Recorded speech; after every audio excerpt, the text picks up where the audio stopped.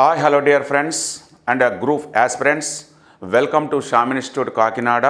మరి ఇటీవలనే Andhra Pradesh public service commission వారు న్యూ ప్యాట్రాన్ విధానముతో గ్రూప్ 2కు సంబంధించినటువంటి స్క్రీనింగ్ సిలబస్ను విడుదల చేయడం జరిగింది. మరి ఈ స్క్రీనింగ్ సంబంధించినటువంటి ఏపీపీఎస్సి గ్రూప్ 2 స్క్రీనింగ్ టెస్ట్లో భాగంగా మొత్తం 5 కంటెంట్లకు మనకు చూపించడం జరిగింది. ఈ 5 కంటెంట్లో ఒకటి వచ్చేసి ఇండియన్ హిస్టరీ, తర్వాత జియోగ్రఫీ, తర్వాత ఇండియన్ సొసైటీ, తర్వాత current affairs and mental ability అనేటటువంటి 5 అంశాలలో part of one of the జియోగ్రఫీకి మనకి 30 మార్కులు కేటాయించడం జరిగినది. ఈ 30 మార్క్స్ను కనుక మనం పరిశీలించినట్లయితే మరి ఈ 30 మార్క్స్లో గ్రూప్ 2కు సంబంధించిన దాంట్లో మనకి మొత్తం 3 సెక్షన్లు ఇవ్వడం జరిగింది. సెక్షన్ ఏలో కనుక మనం చూసినట్లయితే జనరల్ అండ్ ఫిజికల్ జియోగ్రఫీ అనేటటువంటిది ఒకటి ఇచ్చారు. బి సెక్షన్లో కనుక చూసినట్లయితే మనకి ఎకనామికల్ జియోగ్రఫీ అనేటటువంటి ఒకటి ఇచ్చారు. తర్వాత సి సెక్షన్లో కనుక మనం చూసినట్లయితే హ్యూమన్ జియోగ్రఫీ అనేటటువంటి ఇచ్చారు. సో ఈ 3 సెక్షన్లను కలిపి మనకి సుమారుగా 30 మార్క్స్ మనకు ఫిక్స్డ్గా కేటాయించారు.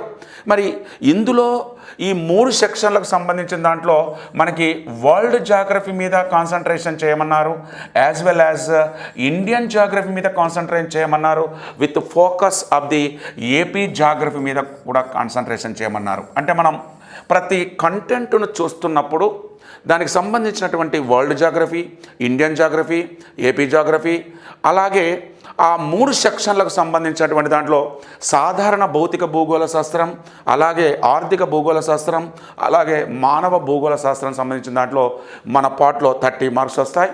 మరి మొదటి సెక్షన్గా పిలువబడుతున్నటువంటి ఏ సెక్షన్లో మరి ఈ ఏపీపీఎస్సి వారు ఏ ప్యాటర్న్తో సిలబస్ ఇచ్చిందో చూద్దాం.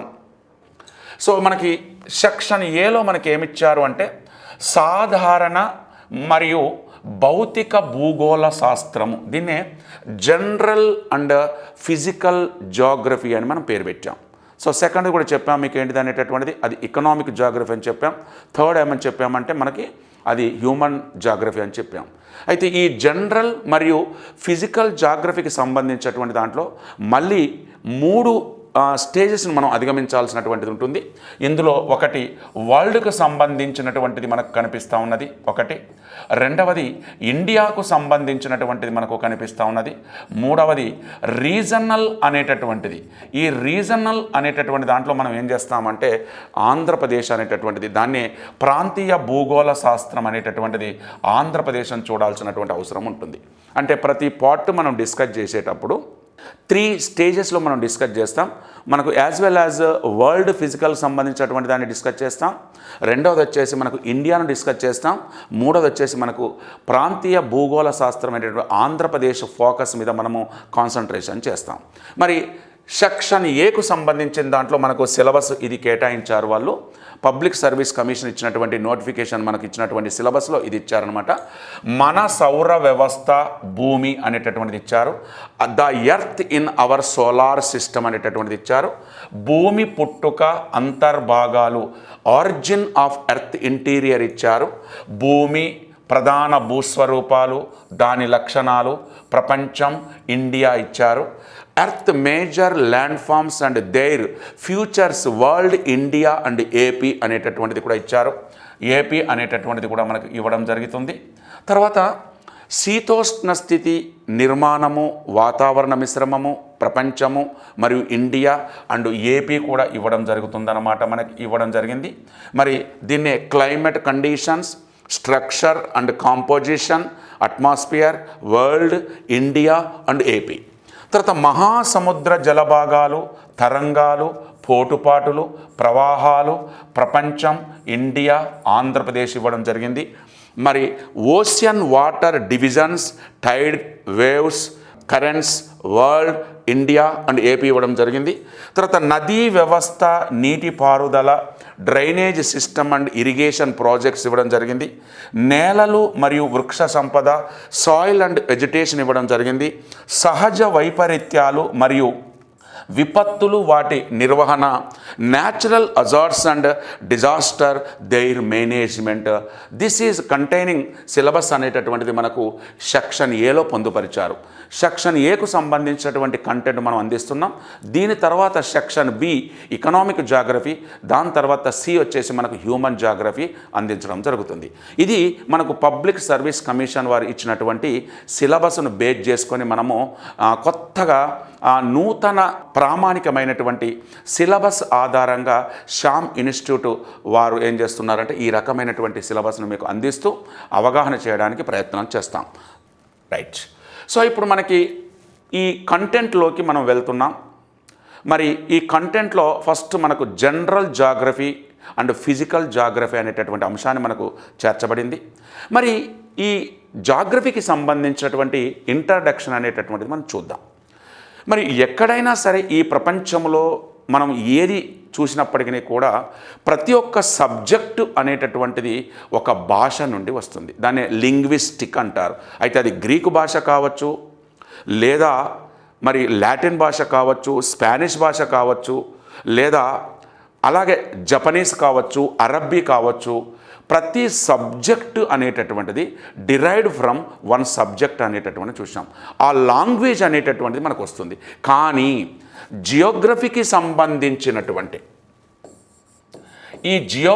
సంబంధించినటువంటి దానిలో కనుక మనం చూసినట్లయితే 80% అనేటటువంటిది మనము గ్రీకు భాష నుంచే తీసుకోవడం జరిగింది. 80% మనం దేని నుంచి తీసుకున్నామంటే గ్రీకు భాష నుంచి తీసుకున్నాం. అయితే మిగిలిన 20% ఏంటి సార్ అని మీరు అడగవచ్చు.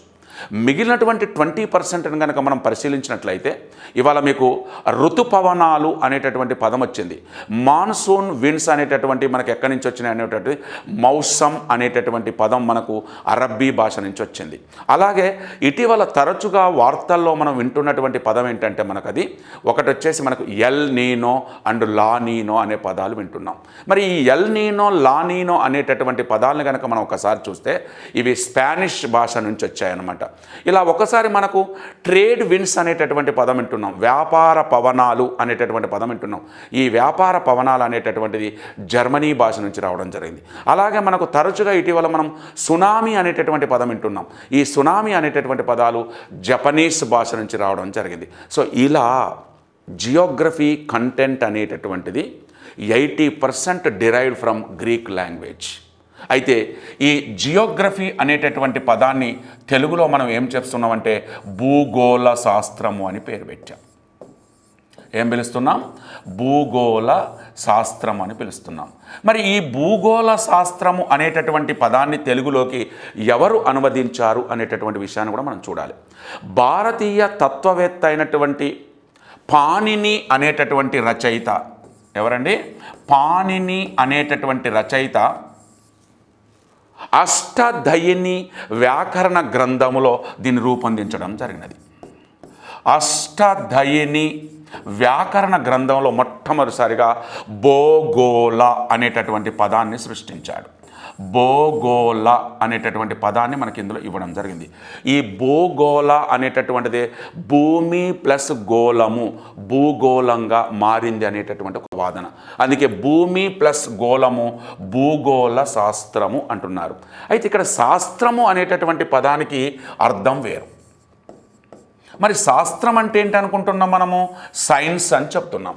మరి science means A systematic knowledge of the study is called science. ఒక క్రమబద్ధమైనటువంటి విజ్ఞానాన్ని అందించగలిగేటటువంటి ఏ అంశమైనా సరే దాన్ని మనం ఏం చేయాలంటే శాస్త్రం కిందికి తీసుకురావాల్సినటువంటి అవసరం ఉంటుంది. ఇవాళ పౌరుని గురించి అధ్యయనం చేసేటటువంటి శాస్త్రాన్ని మనం పౌరశాస్త్రం అంటున్నాం. రసాయనాల గురించి అధ్యయనం చేసే శాస్త్రాన్ని రసాయన శాస్త్రం అంటున్నాం.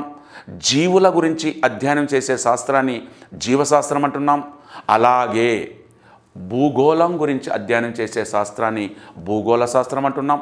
భూగర్భం గురించి అధ్యయనం చేసే శాస్త్రాన్ని జియాలజీ, దాన్ని భూగర్భ శాస్త్రం అని పిలుస్తున్నారు. ఇలా సైన్స్ అనేటటువంటిది అందరికీ సంబంధించింది. ఒక క్రమబద్ధమైనటువంటి విజ్ఞానాన్ని అందించగలిగేటటువంటి అంశాలను జోడించి నేర్పగలిగేటటువంటి దాన్నే మనము ఇలా సైన్స్ అనేటటువంటి విధాన్ని తీసుకొచ్చాం. సో ఇలా మనకి తెలుగులో ఈ భూగోళము అనేటటువంటి పదాన్ని మనం తీసుకున్నాం. పాణిని అనేటటువంటి అష్టదయిని అనేటటువంటి వ్యాకరణ గ్రంథంలో కనుక మనం చూసినట్లయితే మనకి ఇక్కడ ఇవ్వడం జరిగిందనమాట. మరి ఇదే విషయాన్ని కనుక మనం ఒకసారి ఇంగ్లీష్లో కనుక జాగ్రఫీ అని కనుక చూసినట్టయితే మరి ఈ జాగ్రఫీ అనేటటువంటిది మనకు గ్రీకు భాష నుంచి ఉద్భవించింది. ఏ భాష నుంచి ఉద్భవించింది అంటున్నారు? గ్రీకు భాష నుండి మనకి ఇది ఉద్భవించడం జరిగింది. మరి గ్రీకు భాషలో జియోగ్రఫీ అనేటటువంటి పదాన్ని మొట్టమొదటిసారిగా ఉపయోగించినటువంటి శాస్త్రజ్ఞుడు ఇక్కడ కనిపిస్తున్నది ఎరాస్టానీస్ అనేటటువంటి వారు దీన్ని ఉపయోగించారు మొట్టమొదటిసారిగా. The word Geography used in the universe, the first time Greek scientist of Eratosthenes. ఈ ఎరాస్తోనీస్ అనేటటువంటి శాస్త్రజ్ఞుడి ప్రకారం జియోగ్రఫీ అనేటటువంటిది గ్రీకు భాషలో 2 పదాల నుండి వచ్చిందంటున్నారు. ఇక్కడ వన్ ఈజ్ జియో అనేటటువంటి పదం నుంచి వచ్చిందండి, రెండోది వచ్చేసి గ్రఫీ అనేటటువంటి పదం నుంచి వచ్చింది. ఒకటేంటిదంటాడు? గ్రఫీ అనేటటువంటి పదం నుంచి వచ్చింది. ఇక్కడ జియో అంటే అర్థం ఏంటంటే మనకి భూమి అనేటటువంటి అర్థాన్ని ఇస్తుంది. ఏమిస్తుంది? భూమి అనేటటువంటి అర్థాన్ని ఇస్తుంది. మరి ఈ భూమి అనేటటువంటి పదాన్ని ఇంకా దీనికి సమానమైనటువంటి సంస్కృత పదాలను కనుక మనం పరిశీలించినట్లయితే దీన్నే మనం ఏముంటున్నామంటే అవని అని కూడా పిలుస్తున్నాము, అలాగే పుడమి అనేటటువంటి పదముతో కూడా పిలుస్తున్నాము, అలాగే పృథ్వీ అనేటటువంటి పదముతో కూడా పిలుస్తున్నాము, అలాగే ధరణి అనేటటువంటి పదంతో కూడా పిలుస్తున్నాము, అలాగే ధరిత్రి అనేటటువంటి పదంతో కూడా పిలుస్తున్నాం. ఇవన్నీ కూడా రిలేటివ్ వర్డ్స్ అనమాట. మీకు ఈ మధ్యలో ఒక ఎగ్జామినేషన్లో ఒక క్వశ్చన్ అడగడం జరిగిందనమాట. ఎందుకంటే 1992 సంవత్సరంలో కనుక మనం చూసినట్లయితే 1992 సంవత్సరంలో కనుక మనం చూసినట్లయితే రియో డి జెనీరో బ్రెజిల్ నగరంలో మనకి ప్రపంచ ధరిత్రి సదస్సు జరగడం జరిగింది. కానీ ఈ మధ్యలో మనకు ఒక ఎగ్జామినేషన్స్లో పోటీ పరీక్షలో ఏమడిగారంటే పృథ్వీ సదస్సు ఏ సంవత్సరంలో జరిగింది అడిగారు. అంటే ఇక్కడ మనకి ఏమవుతుంది? ఈ ధరిత్రి అనేటటువంటి పదాన్నే పృథ్వీ అంటారు అనేటటువంటి పదం మనకు తెలియకపోవడం వల్ల ఒక ప్రశ్నను మనం నష్టపోయేటటువంటి అవకాశం ఉంటుంది. ఇది ఇంతకుముందు గ్రూప్స్ ఎగ్జామినేషన్లో పబ్లిక్ సర్వీస్ కమిషన్ వారు అడిగినటువంటి ప్రశ్న. ధరిత్రికి బదులు పృథ్వీ సదస్సు ఎక్కడ జరిగిందని అడిగారు.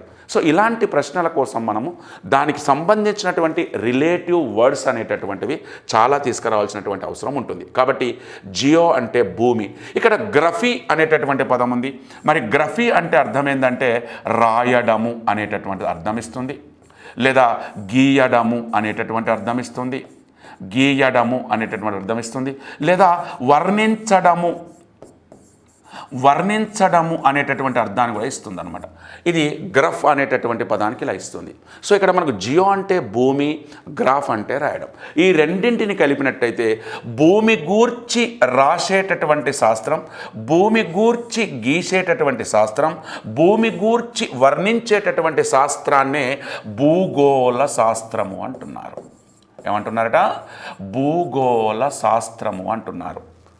ఈ భూమి గూర్చి వర్ణించేటటువంటి శాస్త్రాన్ని మనం భూగోళ శాస్త్రం అంటున్నాం. కాబట్టి మరి ఇలా భూమి మీద ఉండేటటువంటి పర్వతాల గురించి కావచ్చు, ఎత్తైనటువంటి మంచుకొండలు కావచ్చు, నదులు కావచ్చు, ఎడారులు కావచ్చు, ప్రాథమిక, ద్వితీయ, తృతీయ భూస్వరూపాలకు సంబంధించినటువంటి వర్ణించేటటువంటి ప్రతి అంశాన్ని మనం ఏం చేస్తామంటే ఈ జియోగ్రఫీలో మనం వివరిస్తాం. అందుకే దానికి ఏమన్నారు?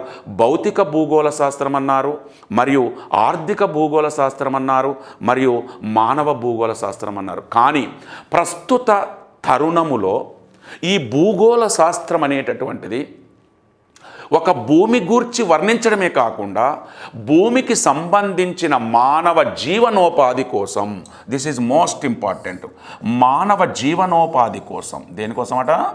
ఈ మానవ జీవనోపాధి కోసం కూడా అభివృద్ధి చేస్తూ ఉండడం వల్ల ప్రస్తుతము భూగోళ శాస్త్రాన్ని, జియోగ్రఫీని సంక్షేమ భూగోళ శాస్త్రంగా ఏం చేస్తున్నారు? అభివృద్ధి చేస్తున్నారు. ఇది ఇంపార్టెంట్. సంక్షేమ భూగోళ శాస్త్రంగా దీన్ని వెల్ఫేర్ జియోగ్రఫీ అని కూడా పిలుస్తున్నారు. ఇది మనకు ఒకసారి ప్రశ్న అడగడం జరిగింది. ప్రస్తుత మానవ జీవనోపాధి కోసం కృషి చేస్తున్నటువంటి ఈ జియోగ్రఫీని ఏ విధంగా అభివర్ణిస్తున్నారు? 1 రాజకీయ భూగోళ శాస్త్రం, 2 ఆర్థిక భూగోళ శాస్త్రం, 3 భౌతిక భూగోళ శాస్త్రం, 4 సంక్షేమ భూగోళ శాస్త్రం. సో దిస్ ఈజ్ ఇప్పుడు నవే డేస్ వెల్ఫేర్ జాగ్రఫీగా ఇది బయటికి వెళ్తుంది అనేటటువంటి విషయాన్ని ప్రతి ఒక్కరు కూడా గమనించాల్సినటువంటి అవసరం ఉన్నది. సో ఇలా భూమికి సంబంధించినటువంటి అంశాన్ని మనం డిస్కస్ చేశాం సింపుల్గా. కాబట్టి మరి ఇదే తరుణంలో కనుక చూసినట్లయితే మనం ఈ జియోగ్రఫీ అనేటటువంటి పదాన్ని మొట్టమొదటిసారిగా మనకు ఉపయోగించినటువంటి శాస్త్రజ్ఞుడు మనకి ఇక్కడ కనిపిస్తూ ఉన్నది ఎరాస్టానీస్ అనేటటువంటిది. ఎవరండి? ఎరాస్టానీస్ అనేటటువంటి శాస్త్రజ్ఞుడు మనకు కనపడతా ఉన్నాడు. చూడండి ఇక్కడ ఇగో ఎరాస్టానీస్, ఫాదర్ ఆఫ్ జియోగ్రఫీ. ఇతను గ్రీకు దేశానికి చెందినటువంటి మ్యాథమెటిక్స్ గణిత శాస్త్రజ్ఞుడు.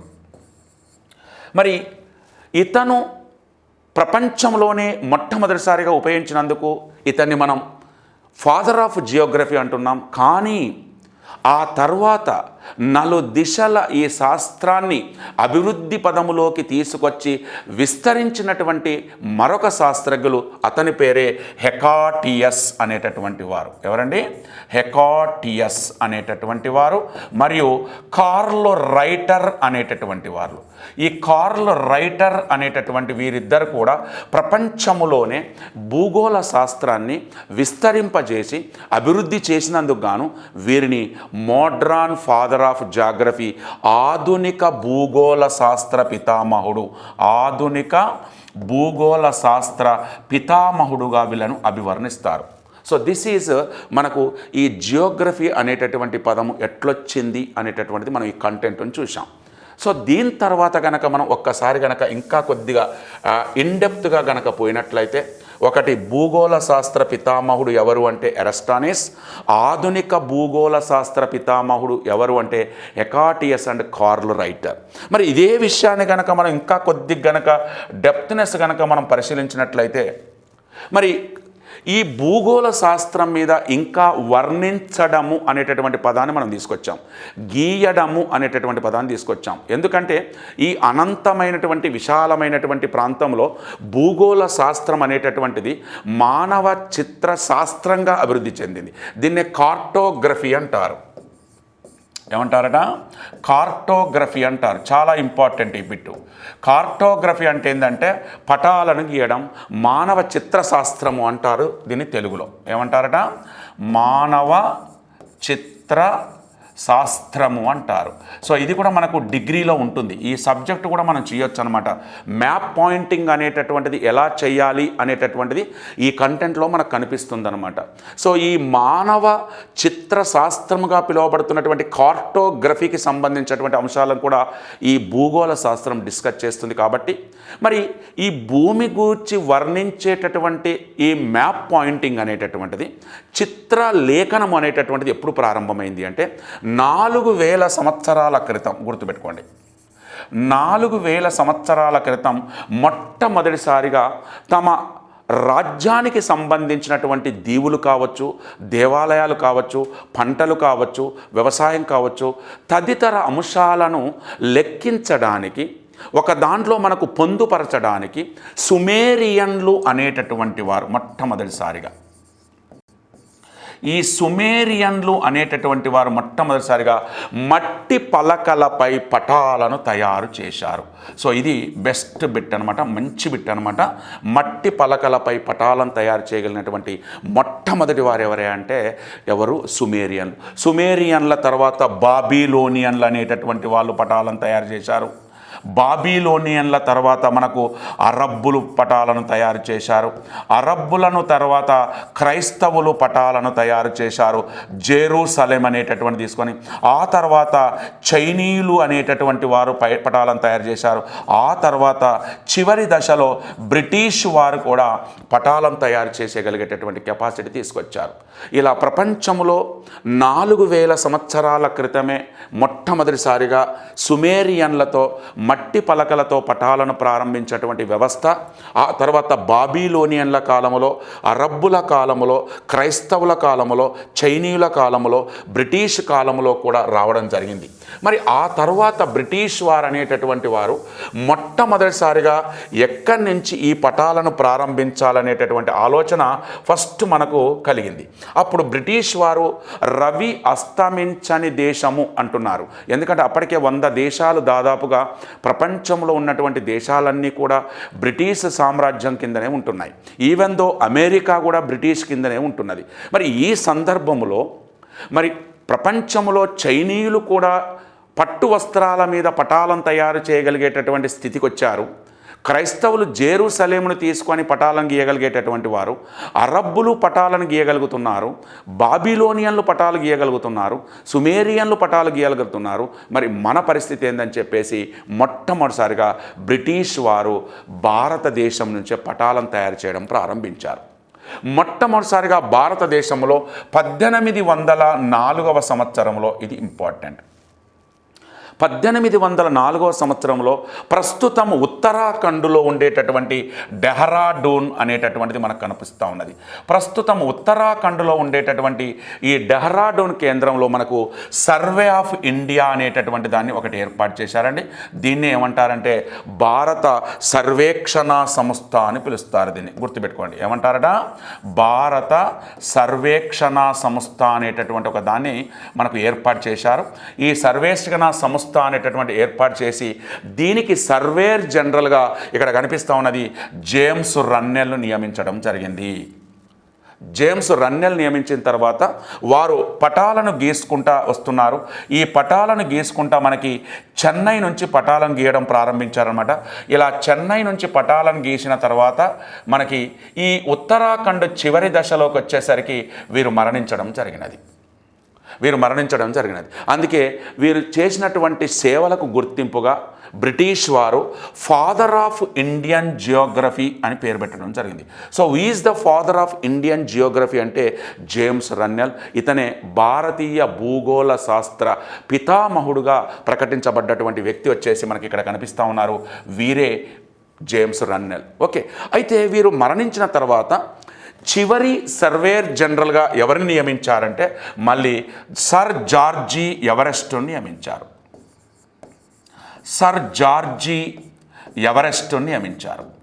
ఈ సర్ జార్జి ఎవరెస్ట్ అనేటటువంటి వారు భారతీయ పటాలను పూర్తి చేసిన తర్వాత మొట్టమొదటిసారిగా 1865వ సంవత్సరంలో బ్రిటిష్ పార్లమెంట్లో తీర్మానం చేసి ప్రపంచంలోని అత్యంత ఎత్తైనటువంటి ఎవరెస్ట్ శిఖరం ఇక్కడ మీకు కనిపిస్తూ ఉన్నది. ప్రపంచంలోని అత్యంత ఎత్తైనటువంటి ఎవరెస్ట్ శిఖరానికి సర్ జార్జి ఎవరెస్ట్ అనేటటువంటి పేరు పెట్టడం జరిగింది. అందుకే దాన్ని ఏమంటున్నారంటే మనకు ఎవరెస్ట్ పీక్ అని ఈ ఏరియాలో ఉంటుందన్నమాట. ఇగో ఇట్లా కనిపిస్తున్న చూడండి, ఇక దీన్నే మనకు ఎవరెస్ట్ శిఖరం అంటున్నారు.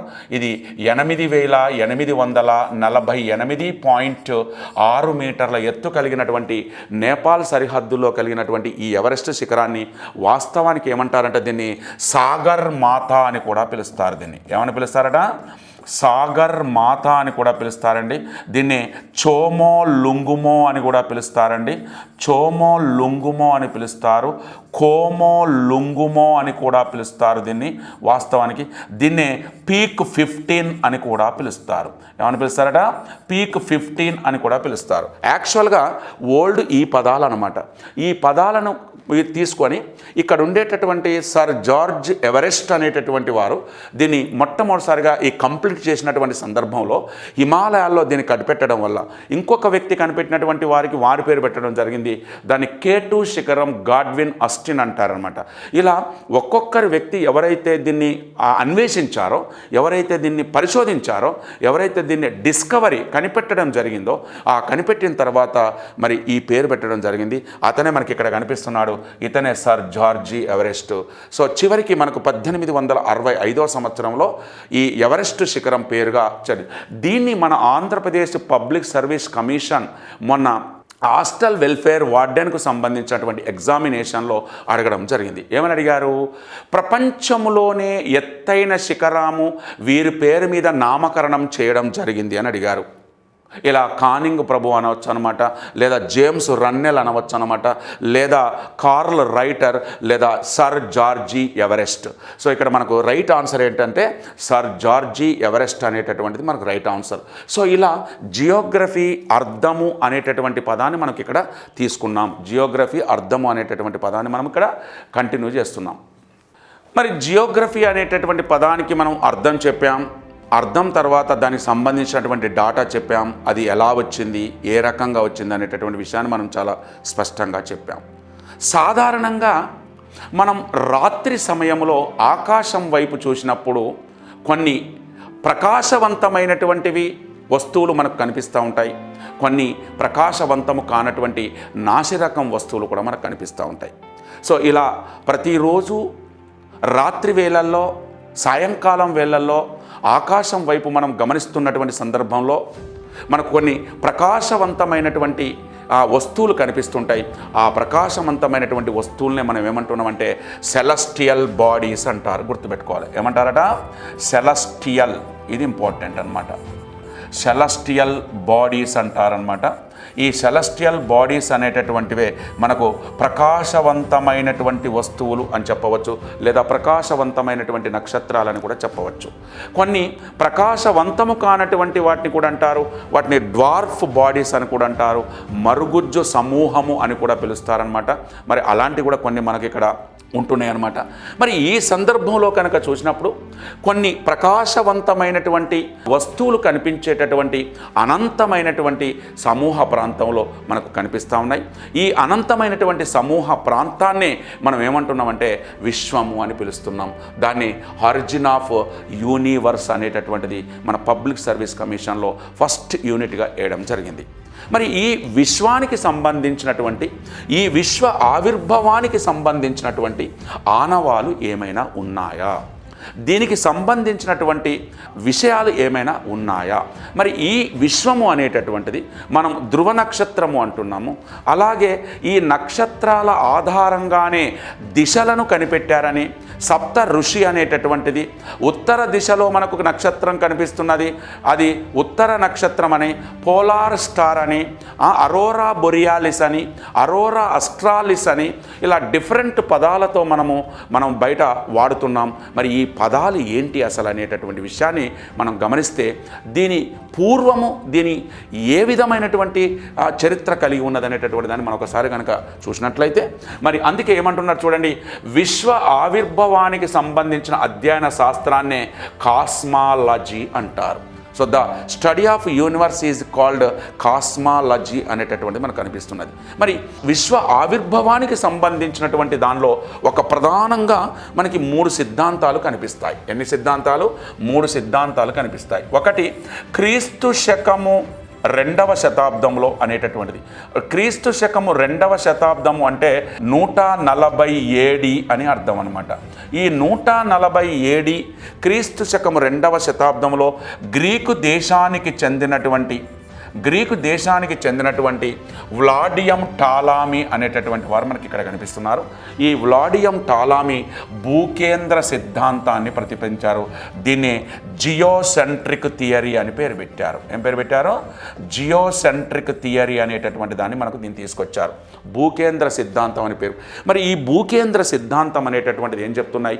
మనకు ఆకాశంలో కనిపిస్తున్నటువంటి అనంతమైనటువంటి విశాలమైనటువంటి ప్రాంతంలో ఏ సెలెస్టియల్ బాడీ అయితే మనకు కనిపిస్తుందో ఆ ప్రకాశవంతమైనటువంటి సమూహం అనేటటువంటివి నక్షత్రాలు కావచ్చు, గ్రహాలు కావచ్చు, ఉలకలు కావచ్చు, తోకచుక్కలు కావచ్చు, మరుగుజ్జు నక్షత్రాలు కావచ్చు, ఇవన్నీ కూడా భూమిని కేంద్రముగా ఆధారము చేసుకొని తిరుగుతున్నాయని చెప్పినటువంటి మొట్టమొదటి విశ్వ ఆవిర్భవ సంబంధించినటువంటి శాస్త్రజ్ఞునే ఏమంటారు అంటే వ్లాడియం టాలామీ అంటారు. ఇది ఒక 1400 సంవత్సరాలు నడిచింది. ఆ తరువాత 2వ సిద్ధాంతం కనుక మనం పరిశీలించినట్లయితే క్రీస్తు శకం 16వ శతాబ్దంలో అనగా 1543వ సంవత్సరంలో కనుక మనం పరిశీలించినట్లయితే పోలాండ్ దేశానికి చెందినటువంటి వారు, ఏ దేశానికి? పోలాండ్ దేశానికి చెందినటువంటి వారు నికోలస్ కొపర్నికస్ అనేటటువంటి వారిని కనుక మనం పరిశీలిస్తే వారు సూర్యకేంద్ర సిద్ధాంతాన్ని ప్రతిపాదించడం జరిగినది. దీన్నే హెలియోసెంట్రిక్ థియరీ అని పిలుస్తున్నారు. ఏమని పిలుస్తున్నారు? హెలియోసెంట్రిక్ థియరీ అని పిలుస్తున్నారు. మరి ఏమంటున్నారంటే భూమి కేంద్రము కాదు అనేటటువంటి పదాన్ని విమర్శిస్తున్నారు. వ్యతిరేకించట్లేదు, జస్ట్ విమర్శిస్తున్నారు అన్నమాట. ఎప్పుడు కూడా విమర్శ అనేటటువంటిది చాలా ప్రధానమైనటువంటిది. కాబట్టి ఇక్కడ వీరు ఏమంటున్నారు?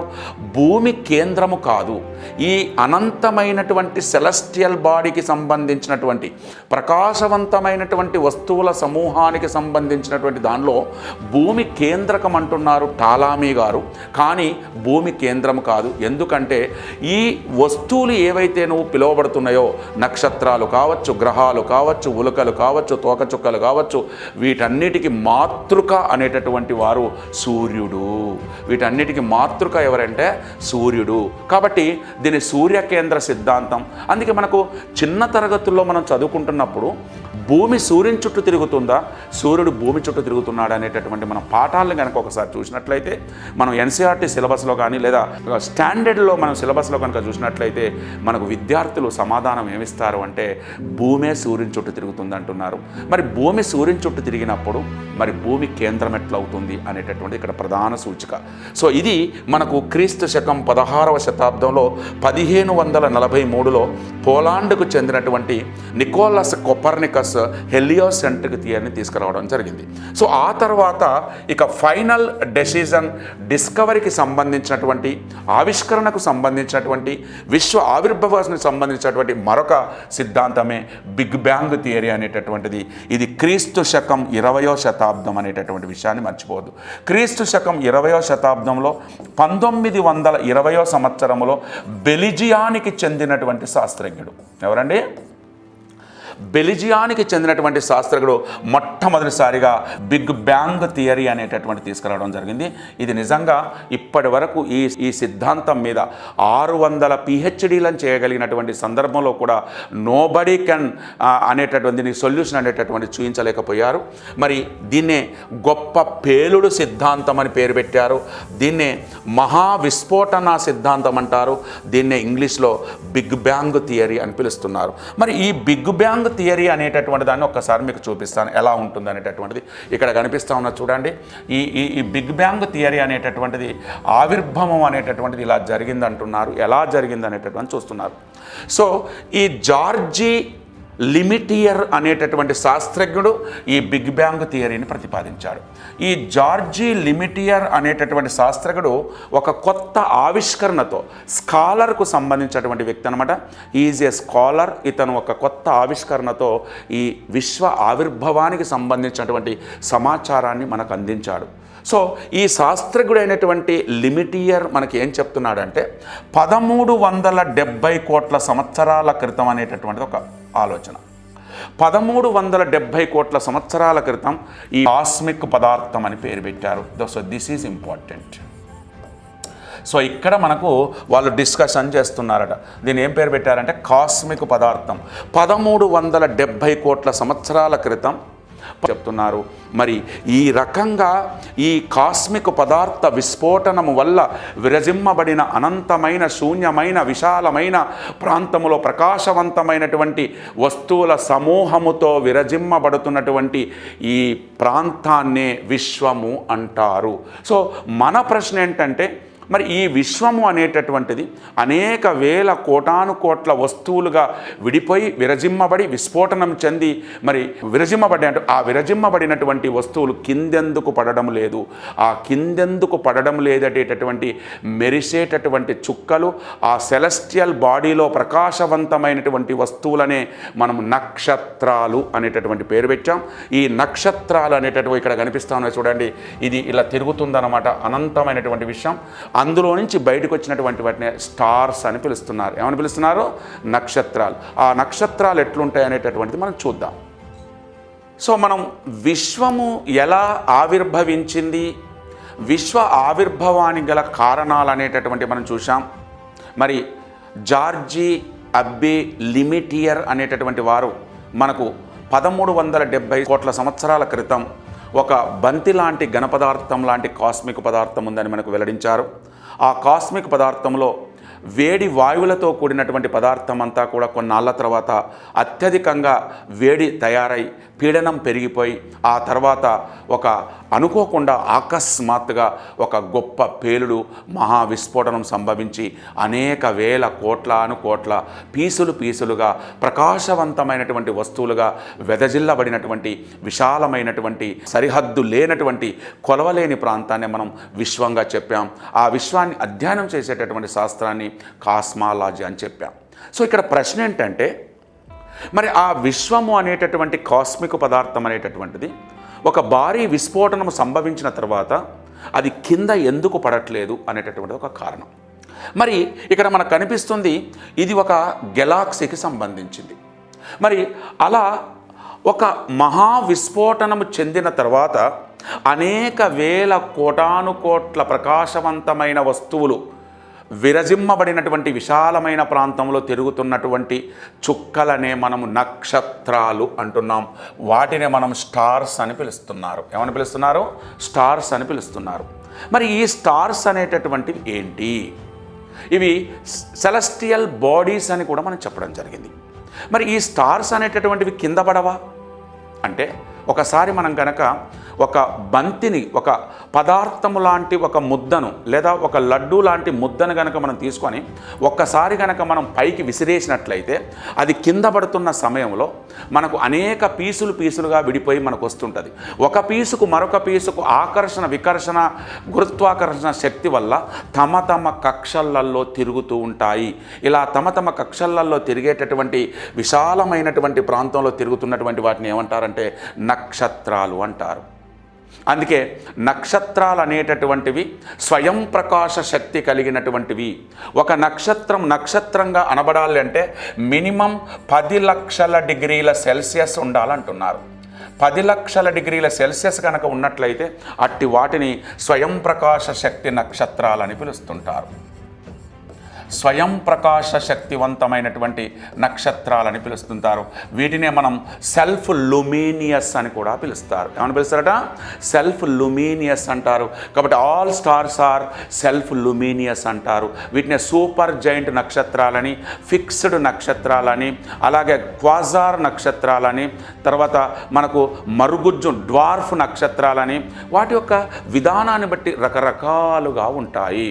ఇలా నక్షత్రాలనే మనం గుంపులు అందుకే ఏ ఒక్క మనిషి కూడా ఒంటరిగా జీవించలేడు. కొంతమంది వ్యక్తులతో కూడినటువంటిదే ఒక సమూహం, ఆ సమూహముతో కూడినటువంటిదే ఒక గ్రూపు, ఆ గ్రూపుతో ఉన్నటువంటిదే ఒక వ్యవస్థ, ఆ వ్యవస్థ ఒక సమాజము, ఆ సమాజం ఒక దేశము, ఆ దేశము ఒక ఖండము. ఇలా ప్రపంచవ్యాప్తంగా విస్తరించి ఉన్నటువంటి సమూహాన్నే మనం ఏ విధంగానైతే ఈ విశ్వం అంటున్నామో, ఇక్కడ కూడా అనేక వేల కోట్ల నక్షత్రాల సముదాయాన్నే ఏమంటారు? గెలాక్సీ అని పిలుస్తారు. ఏమని పిలుస్తారట? గెలాక్సీ అని పిలుస్తారు. ఈ గెలాక్సీనే తెలుగులో ఏమంటారంటే నక్షత్ర మండలము అని పిలుస్తారు. ఇగో ఇక్కడ కనిపిస్తుంది, ఇదంతా మనకు గెలాక్సీ అనమాట. ఇగో ఇక్కడ కనిపిస్తున్నావు చూడండి, ఇవన్నీ మనకు స్టార్స్ కనిపిస్తున్నాయి. ఇక్కడ ఒక స్టార్, ఇక్కడ ఒక స్టార్, ఇక్కడ ఒక స్టార్, ఇక్కడ ఒక స్టార్, ఇవన్నీ కనిపిస్తున్నాయి అన్నమాట. ఈ గెలాక్సీ పదార్థములో నుంచి కొంత వేడి వాయువులతో కూడినటువంటి ప్రాంతం బయటికి పోతుంది. ఆ బయటికి పోయేటటువంటి ఈ ప్రాంతాన్ని ఇక్కడ కనిపిస్తుంది. ఇందులో నుంచి ఈ బయటకు వచ్చేటటువంటి ఈ ప్రాంతాన్ని ఏమంటారంటే మనకు నెబులాస్ అంటారు. ఈ నెబులాస్ అనేటటువంటి దాన్నే నిహారికలు అని కూడా పిలుస్తారు. ఏమని పిలుస్తారట? నిహారికలు అని కూడా పిలుస్తారు. ఈ నిహారికలను మొట్టమొదటిసారిగా హ్యూజెన్ అనేటటువంటి శాస్త్రజ్ఞుడు కనుగొన్నాడు. మొట్టమొదటిసారిగా దీన్ని కనుక్కోవడం జరిగిందనమాట. సో ఈ రకంగా అనేక వేల కోట్ల నక్షత్రాల సముదాయాన్ని గెలాక్సీలని, మరి ఈ గెలాక్సీలో ఉండేటటువంటి నక్షత్రాలకు కనీసం ఒక నక్షత్రానికి 10 లక్షల డిగ్రీల సెల్సియస్ ఉష్ణోగ్రత ఉంటుందని, 10 లక్షల డిగ్రీల ఉష్ణోగ్రత కలిగినటువంటి నక్షత్రాలను స్వయం ప్రకాశ శక్తి సెల్ఫ్ లూమినియస్ అంటారనమాట. ఇలా విశ్వములో ప్రస్తుతం శాస్త్రజ్ఞుల అంచనాల ప్రకారము 88 గెలాక్సీలు ఉన్నట్లుగా అంచనా వేశారు.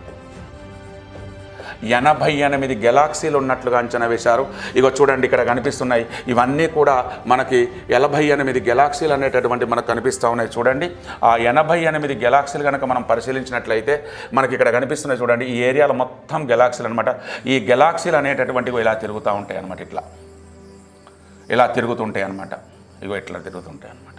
వీటిని గెలాక్సీస్ అంటారు. ఇలా విశ్వములో మొత్తం 88 గెలాక్సీలు ఉన్నాయి. ఇగో మనకు ఈ గెలాక్సీలో కనిపిస్తున్నది, ఇక్కడనే కనిపిస్తున్నది, ఒక కనిపిస్తున్నది సూర్యుడు అనేటటువంటి ఒక గెలాక్సీ. సూర్యుడు అనేటటువంటి ఒకటి. ఈ గెలాక్సీలో సూర్యుడు అనేక వేల నక్షత్రాలు కనిపిస్తున్నాయి. ఇలా సూర్యుడు ఉన్నటువంటి గెలాక్సీనే మనం ఏమంటున్నామంటే పాలపుంత అని పిలుస్తున్నాం. పాలపుంత లేదా ఆకాశగంగ అని కూడా పిలుస్తారు. దీన్ని చైనీయులు ఏమంటారు అంటే ఖగోళ నదులు అని పిలుస్తారు. హిబ్రూలు దీన్ని ఏమంటారంటే కాంతి నదులు అని పిలుస్తున్నారు. అలాగే ఎస్కీమోలు ఏమంటున్నారంటే భస్మీ పటలాలు, తెల్లని భస్మీ పటలాలు అంటున్నారు. అంటే ఒక్కొక్కరు ఒక్కొక్క రకమైనటువంటి నదిలాగా ప్రవహిస్తుంది. దీన్ని మిల్కీ వే అంటారు గ్రీకు భాషలో. మిల్కీ వే అని పిలుస్తారు గ్రీకు భాషలో. ఏమంటారట? మిల్కీ వే అని పిలుస్తుంటారు.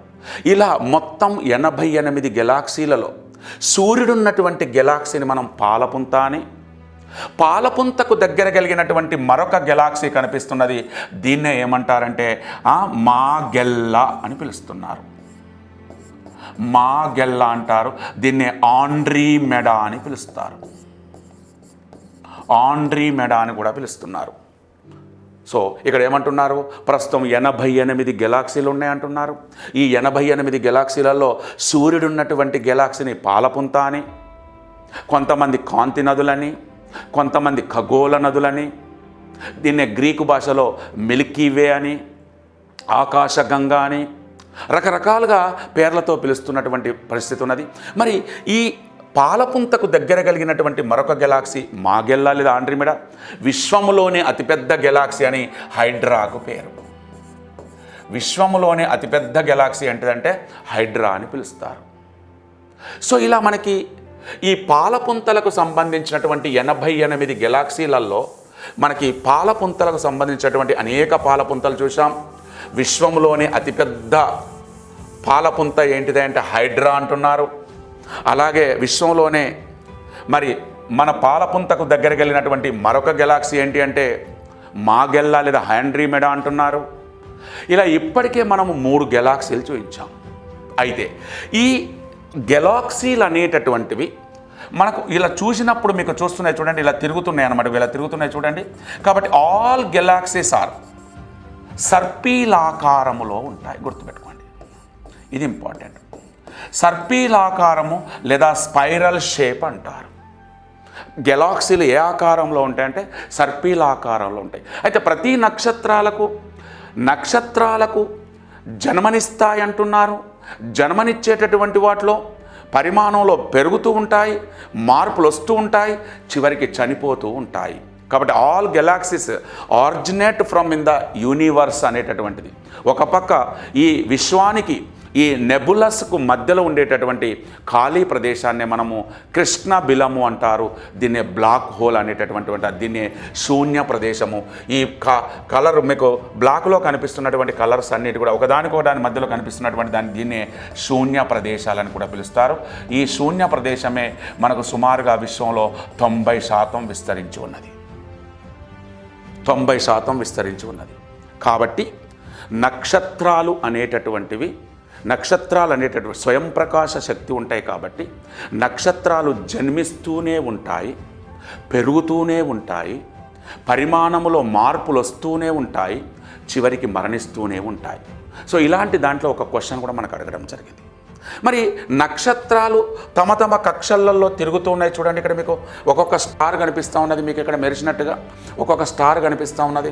లైక్ దట్ ఇక్కడ ఒక స్టార్ తీసుకోండి, లైక్ దట్ ఇక్కడ ఒక స్టార్ తీసుకోండి, లైక్ దట్ ఇక్కడ ఒక స్టార్ తీసుకోండి, మనకి ఇక్కడ ఒక స్టార్ తీసుకోండి, మనకి ఇక్కడ ఒక స్టార్ తీసుకోండి. ఇది ఒక సూర్యుడు అనుకోండి, దీన్ని సూర్యుడు అనుకుందాం. మరి నక్షత్రాలు అనేటటువంటివి స్వయం ప్రకాశ శక్తి కలిగినప్పుడు తమ తమ కక్షలలో ఏం చేస్తుంటాయంటే తిరుగుతూ ఉంటాయి. ఇలా తిరిగేటటువంటి సమయంలో వేడిని ప్లస్ వెలుతురునిస్తాడు. ఇలా తిరిగేదాన్నే ఏమంటున్నారంటే కాస్మిక్ సంవత్సరము అంటున్నారు. గుర్తుపెట్టుకోండి, ఏమంటున్నారట? కాస్మిక్ సంవత్సరము అంటున్నారు. కాస్మిక్ సంవత్సరము అనగా సూర్యుడి పరిభ్రమణ కాలం అని అర్థం. గుర్తుపెట్టుకోండి, సూర్యుడి యొక్క పరిభ్రమణ కాలం అని అర్థం. మరి పరిభ్రమణ కాలం అంటే ఏంటి? సూర్యుడు అంటే ఎవరు? నక్షత్రం. ఒక నక్షత్రం లేదా సూర్యుడు ఒక సెకనుకు 250 కిలోమీటర్ల వేగంతో పరిభ్రమిస్తాడు. 250 కిలోమీటర్ల వేగంతో పరిభ్రమిస్తే ఈ గెలాక్సీని చుట్టి వచ్చేసరికి 25 కోట్ల సంవత్సరాలు పడుతుంది. ఎంత పడుతుందట? 25 కోట్ల సంవత్సరాలు పడుతుంది. ఇలా 25 కోట్ల సంవత్సరాలు పట్టేటటువంటి దాన్నే మనము ఏమంటున్నామంటే కాస్మిక్ సంవత్సరము అంటున్నారు. కాస్మిక్ సంవత్సరము అనగా సూర్యుని పరిభ్రమణ కాలం లేదా ఒక నక్షత్ర పరిభ్రమణ కాలం. సూర్యుడు తన చుట్టూ తాను తిరగడానికి 25.6 రోజులు పడుతుంది. గుర్తుపెట్టుకోండి, ఇప్పుడు ప్రతిదానికి భ్రమణం ఉంటుంది, పరిభ్రమణం ఉంటుంది. తన చుట్టూ తాను తిరిగేటటువంటి దాన్ని భ్రమణం అంటారు. వేరొక వస్తువు చుట్టూ తిరిగేటటువంటి ప్రకాశవంతమైన గోళం చుట్టూ తిరిగేటటువంటి దాన్ని పరిభ్రమణం అంటారు. సో ఇలా తన చుట్టూ తాను తిరగడానికి 25.6 రోజులు పడితే మరి గెలాక్సీని చుట్టి వచ్చేసరికి 25 కోట్ల సంవత్సరాలు లేదా 250 మిలియన్ సంవత్సరాలు పడుతుంది. దీన్నే కాస్మిక్ సంవత్సరము అంటారు. సో మరొకటి గనక మనం పరిశీలించినట్లయితే మరి కాంతి సంవత్సరము అంటున్నాం మనం. మరి what is the meaning of కాంతి సంవత్సరం? దీన్నే లైట్ ఇయర్ అంటారు. మరి ఇదంతా మనం ఏమనుకున్నాం? శూన్య ప్రదేశం అనుకున్నాం. విశాలమైనటువంటి విశ్వానికి నిహారికలకు మధ్యలో ఉండేటటువంటి నల్లటి ప్రదేశాన్నే శూన్య ప్రదేశం అంటారు. వీటిని బ్లాక్ హోల్స్ అంటారని చెప్పాం. ఇలా ఈ విశ్వములో ఈ గెలాక్సీలలో నక్షత్రాలు తిరుగుతూ ఉంటాయి. ఈ తిరిగేటప్పుడు తన వేడిని ప్లస్ వెలుతురునిస్తాయి. ఇలా వెలుతురునే ఏమంటారు? కాంతి సంవత్సరము అంటారు.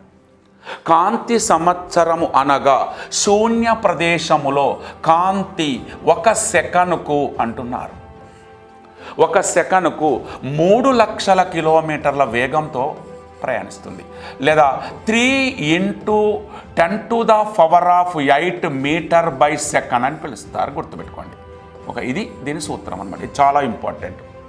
కాంతి సంవత్సరము అనగా శూన్య ప్రదేశములో కాంతి 1 సెకనుకు 3 లక్షల కిలోమీటర్లు లేదా 3 × 10⁸ మీటర్ బై సెకండ్ వేగముతో ప్రయాణించగా 1 సంవత్సర కాలములో, ఇది సూత్రం అన్నమాట, 1 సంవత్సర కాలములో ప్రయాణించేటటువంటి దూరము, ఇది ఇంపార్టెంట్. ప్రయాణించేటటువంటి దూరాన్నే ఏమంటారు? కాంతి సంవత్సరం అంటారు. కాంతి దేనికి కొలమానము అంటే దూరానికి కొలమానం. ఒక కాంతి సంవత్సరము ఈజ్ ఈక్వల్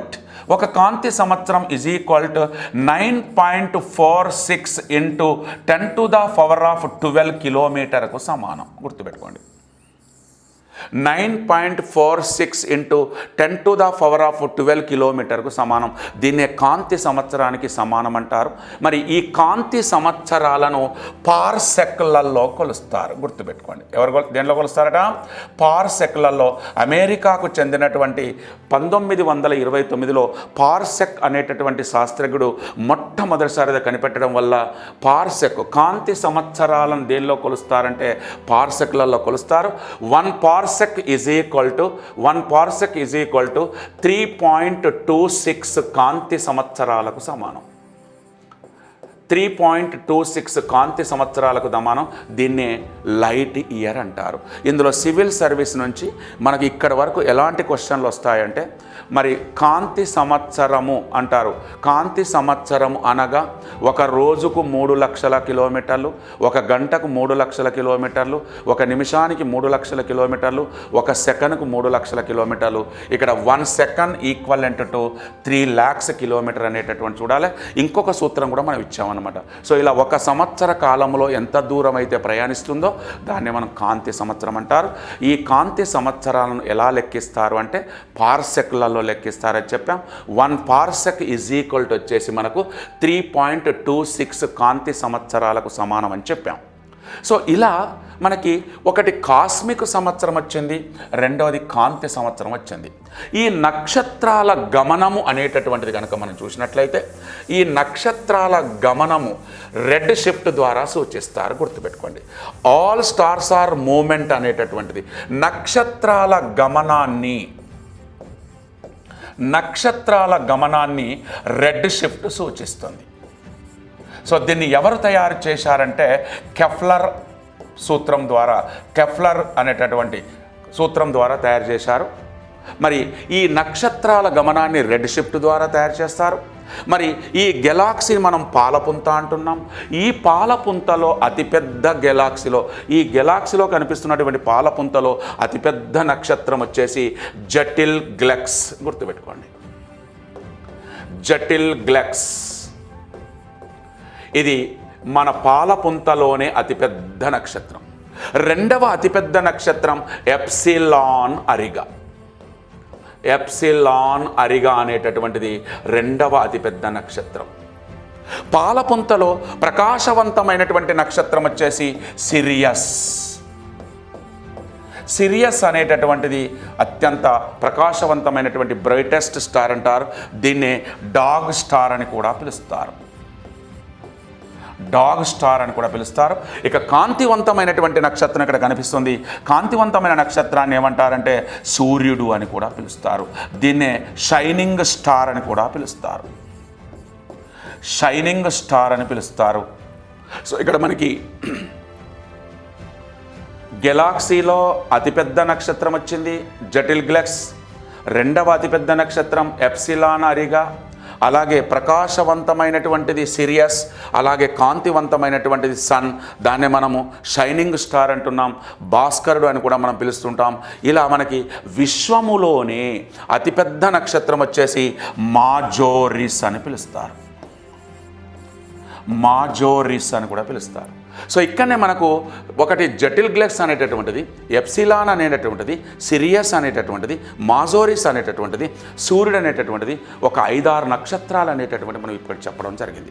కాబట్టి ఇక్కడ అతిపెద్ద నక్షత్రం అంటే ఏంటంటే జటిల్ గ్లెక్స్, ప్రకాశవంతమైనటువంటి నక్షత్రం ఏంటంటే మనకి సిరియస్, అలాగే షైనింగ్ అండ్ కాంతివంతమైన నక్షత్రం అంటే సూర్యుడు. పార్సెక్ అంటే చెప్పాం మనము ఆల్రెడీ, కాంతి సంవత్సరాలను కొలిచేటటువంటి దాన్ని పార్సెక్ అంటారు. 1 పార్సెక్ ఈజ్ ఈక్వల్ టు మనకి 3.26 కాంతి సంవత్సరాలకు సమానం అనేటట్టు చెప్పాం. సో ఇందులో మనకు నక్షత్రాలు అనేక వేల కోట్ల సమూహముతో కూడుకున్నటువంటి ఒక ప్రాంతం అని చెప్పాం. ఆ ప్రాంతం కనిపిస్తుందని చెప్పాం. మరి ఈ ప్రాంతంలో నక్షత్రాల్లో పిలువబడుతున్నటువంటి ఒక గెలాక్సీలో మనకు ఒక సూర్యుడు అనేటటువంటి వారు కనిపించారు. మరి ఈ సూర్యుడి యొక్క పరిస్థితి ఏంటి అనేటటువంటి మళ్ళీ మనం చూడాల్సినటువంటి పరిస్థితి ఉంటుంది. సో దిస్ ఈజ్ సూర్యుడు అంటున్నారు. ఇది లేయర్స్ ఆఫ్ ది సన్ అని అంటున్నారు. సో దిస్ ఈజ్ సూర్యుడు. మనకి ఇక్కడ సూర్యుడు కనిపిస్తూ ఉన్నాడు. మరి సూర్యుడు ఒక మండుతున్న అగ్నిగోళము అంటున్నారు. ఒక మండుతున్న అగ్నిగోళము అని పిలుస్తున్నారు. ఎందుకు అని మీరు అడగవచ్చు అన్నమాట. ఎందుకు అని అటే సమయంలో మనకు ప్రశ్న తయారవుతుంది. సూర్యుడు అనేటటువంటి ఒక మండుతున్న అగ్నిగోళం అని పిలుస్తున్నారు. ఎందుకు మండుతుంది, దీంట్లో ఎందుకు ఆ రకమైనటువంటి శక్తి వస్తుందంటే ఇందులో 90% మనకు హైడ్రోజన్ కలిగి ఉన్నది. 90% మనకు హైడ్రోజన్ కలిగి ఉన్నది, 10% మనకు హీలియం కలిగి ఉన్నది. సో అప్పుడు ఏమంటున్నాడు, సూర్యుని యొక్క శక్తికి మూలం ఏంటి అని అడుగుతున్నారు క్వశ్చన్. సూర్యుని యొక్క శక్తికి మూలం ఏంది? The basic energy of the sun అనేటటువంటి క్వశ్చన్ చూస్తే అణువులు హైడ్రోజన్ ప్లస్ హీలియం వల్ల అణువులు అనుగర్భాలుగా మారి గామా శక్తిగా మారి ఉత్పత్తి అయి అప్పుడు ఏమవుతుంది, వేడి జన్మిస్తుందని చెప్తా ఉన్నారు. కాబట్టి సూర్యుని యొక్క శక్తికి కారణం కేంద్రిక సంలీన చర్య. గుర్తుపెట్టుకోండి, సూర్యుని యొక్క శక్తికి కేంద్రిక సంలీన చర్య అంటున్నారు. న్యూక్లియర్ ఫ్యూజన్ అనేటటువంటిది గుర్తుపెట్టుకోవాలి. న్యూక్లియర్ ఫ్యూజన్ ఉంటుంది, న్యూక్లియర్ ఫీజన్ ఉంటుంది. కాబట్టి సూర్యుని యొక్క శక్తికి కారణం కేంద్రిక సంలీనం. దీన్ని ఒక్కొక్కసారి క్వశ్చన్ అడిగారనమాట మనకి. ఒకసారి మనకు పబ్లిక్ సర్వీస్ కమిషన్లోనే ఇలాంటి క్వశ్చన్ మనకి ఇవ్వడం జరిగింది. The basic energy of the sun అన్నారు, సూర్యుని యొక్క శక్తికి మూలము అన్నారు. అక్కడ మనకి ఏమి ఇచ్చారంటే hydrogen minus helium is equal to కేంద్రిక సంలీనం, hydrogen plus helium is equal to కేంద్రిక విచ్ఛిత్తి, hydrogen plus helium is equal to కేంద్రిక సంలీనం, hydrogen minus helium is equal to కేంద్రిక విచ్ఛిత్తి. ఇలా మనం కన్ఫ్యూజ్ కాకుండా రెండు కలవడం వల్ల మనకు శక్తి పుడుతుందా, రెండు విడిపోవడం వల్ల అంటే రెండు కలవడం వల్ల. ఇక్కడ 90% మనకు హైడ్రోజన్ ఉందని చెప్పాం, కేవలం 10% మాత్రమే మనకు ఏమున్నదని చెప్పాం, మనకు హీలియం ఉన్నది. కాబట్టి ఈ హైడ్రోజన్ హీలియం అణువులు అనుగర్భాల ద్వారా మారి గామా రేడియేషన్ తోటి కేంద్రిక సంలీన అనే సూత్రం ద్వారా శక్తి ఉద్భవిస్తుంది. సూర్యుని గర్భములో 1,40,00,000 డిగ్రీల సెల్సియస్ అనేటటువంటిది ఉద్భవిస్తుంది అంటున్నారు. అలా బగబగ మండేటటువంటి ఉద్భవించేటటువంటి ఇక్కడ కనిపిస్తుంది చూడండి, ఈ ప్రాంతాన్నే ఏమంటారంటే కేంద్రక జోన్ అని పిలుస్తారు. దీన్నే ఏమంటారు అంటే కేంద్రక ప్రాంతం అంటారు. ఈ కేంద్రక ప్రాంతంలో సుమారు 1,40,00,000 డిగ్రీల సెల్సియస్ మండుతూ ఉంటుందన్నమాట. ఆ 1,40,00,000 డిగ్రీల సెల్సియస్ మండుతున్నప్పుడు అది పైకి వచ్చేటప్పుడు ఆ మధ్యలో ఉండేటటువంటి రేడియో యాక్టివ్ మాగ్నెటిక్ అయస్కాంత శక్తి అనేటటువంటిది ఇక్కడ మనకు కనిపిస్తూ ఉన్నది. దీన్నే రేడియో యాక్టివ్ జోన్ అంటారు. ఆ జోన్ తర్వాత మనకు అనేకమైనటువంటి కనెక్టివిటీ జోన్ కల్పిస్తూ ఉన్నదన్నమాట. ఆ కనెక్టివిటీ జోన్ తర్వాత మనకు ఏమవుతుందంటే మనకు ఈ పొరలుగా సన్ స్పాట్ మచ్చలు అనేటటువంటి వస్తుంటాయి. అలా నల్లగా కనపడేటటువంటి మచ్చలను అంబ్రా లేదా ప్రచ్ఛాయ అంటారు. ఏమంటారు? అంబ్రా లేదా ప్రచ్ఛాయ అని పిలుస్తారు. అలా పాక్షికంగా బయటికి వస్తున్నటువంటి పాక్షిక ఛాయను ఏమని పిలుస్తారు అంటే పెనాంబ్రా అని పిలుస్తారు. పాక్షిక ఛాయను ఏమని పిలుస్తారంటే పెనాంబ్రా అంటారు. అలా మెరుస్తున్నటువంటి ప్రాంతాలను ఏమంటారంటే గ్రాన్యులే అని పిలుస్తారనమాట. ఏమని పిలుస్తారు? గ్రాన్యులే అని పిలుస్తారనమాట. ఇలా సూర్యుడి బయటికి వెదజల్లుతున్నటువంటి నల్లటి స్పాట్స్, నల్లటి మచ్చలను ప్రచ్ఛాయాని, ఆ బయటికి వెదజల్లుతున్నటువంటి పాక్షిక ఛాయలను పెనాంబ్రాని లేదా పాక్షిక ఛాయని, ఆ బయట వెదజల్లుతున్నటువంటి మెరుపులను ఏమంటారంటే గ్రాన్యులే అంటారు. దీనివల్ల మనకేమవుతుందంటే సోలార్ విండ్స్ అండ్ గాలులు వచ్చేసి మనకేం చేస్తాయంటే సౌర తుఫాన్లు అనేటటువంటివి, సౌర జ్వాలలు అనేటటువంటివి, క్రేటర్స్ అనేటటువంటి బయటికి వస్తూ ఉంటాయి. ఇలా జరిగిన తర్వాత ఈ మూడింటి పొరల తర్వాత మరొక 3 పొరలు విస్తరించి ఉంటాయి. ఆ పొరలలో మనకు కనిపిస్తుంది, అక్కడ కనిపించేటటువంటి 1వ పొరను ఫోటోస్పియర్ అని పిలుస్తారు. ఏమని పిలుస్తారట? ఫోటోస్పియర్ అని పిలుస్తారు.